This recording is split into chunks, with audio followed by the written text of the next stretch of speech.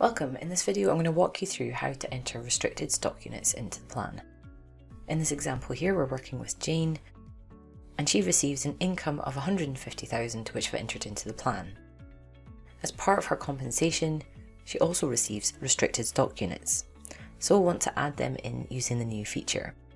From the dashboard, go to the plus button bottom right, Savings and Investments, and select Stock Grant. The owner is Jane, and give this a name.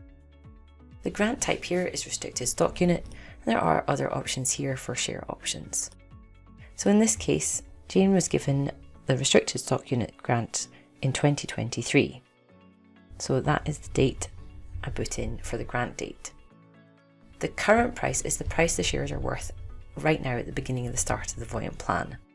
So I'm going to put in £90 and I'll link it to her income. So there's 800 shares remaining and they're going to vest over a 4-year period. So in 2024, 200 shares have already vested, which we'll put into vested exercise shares. And then in 2025, there's another 200 and so on for 4 years.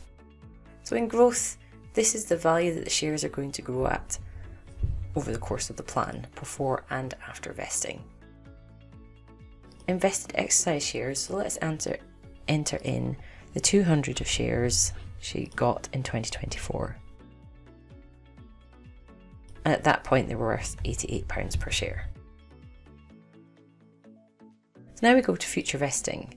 We can estimate schedule. So what happens here is the 800 shares remaining, so that's what's unvested at the start of the Voyant plan, is divided by 4 years to give the future vesting schedule over those 4 years. If you want it to be uneven, you can simply edit the shares vested here. So in other words, we've got a grant that was given in 2023 of 1,000 shares. 200 of them have already vested last year, and from 2025 to 2028 there's another 200 coming in each year. If you want to set up more grants with the same vesting period, you can do so here, and you can use the same start and end event if it's just a one-off. Let's click done and see what happens to the plan. So I'm going to go to year view and investments. So here we have the restricted stock units 2023. So there's 200 that we already held from the previous year, so they'll be under hold, and then 200 vested this year, and so they're added into that hold section here. 40 were liquidated in order to pay the tax. So granted 800, unvested is now 600 because 200 vested in this year, and hold has got 360. In other words, these have been vested and now are available to use or liquidate. And you can see each year that this figure changes.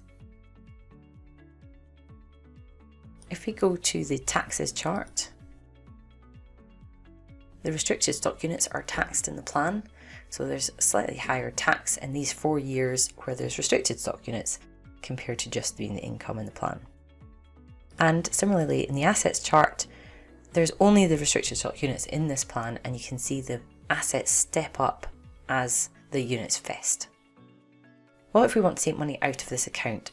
So if we add in a goal, you'll see that there's no money taken out from this account to meet expenditure in the plan.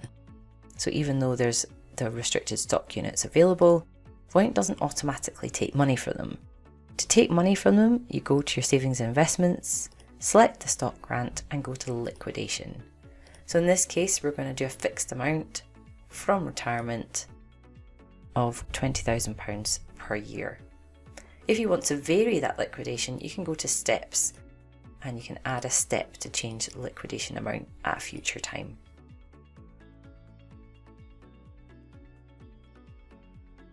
So now we have the £20,000 coming out into the plan.